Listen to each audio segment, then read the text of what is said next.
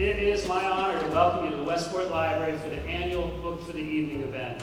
Tonight, we honor Alan Alda.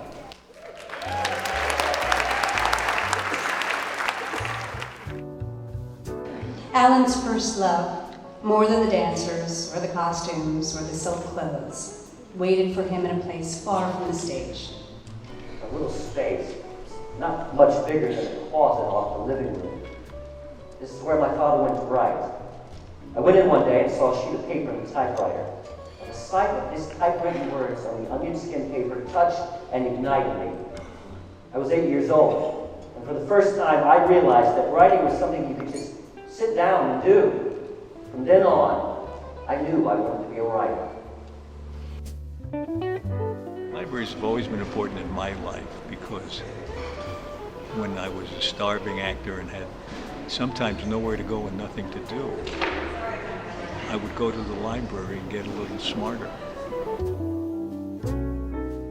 I hope there are always libraries, no matter how digital we get.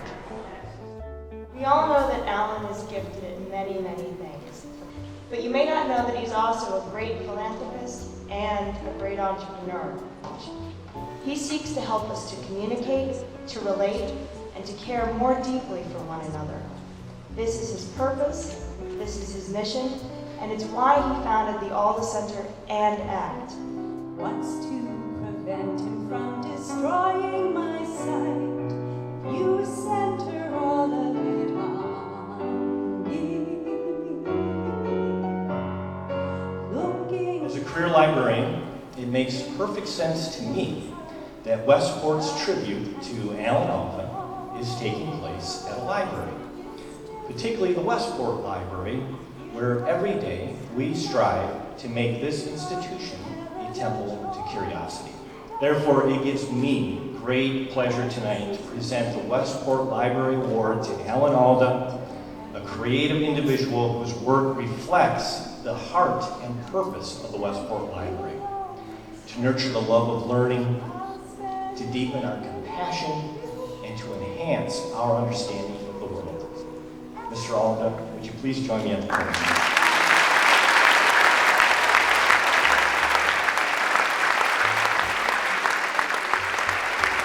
And the performers who tonight brought my life back to me, that was so kind of you to devote yourself to that, and the person or people who put together this montage, who found pieces of tape, that's just amazing.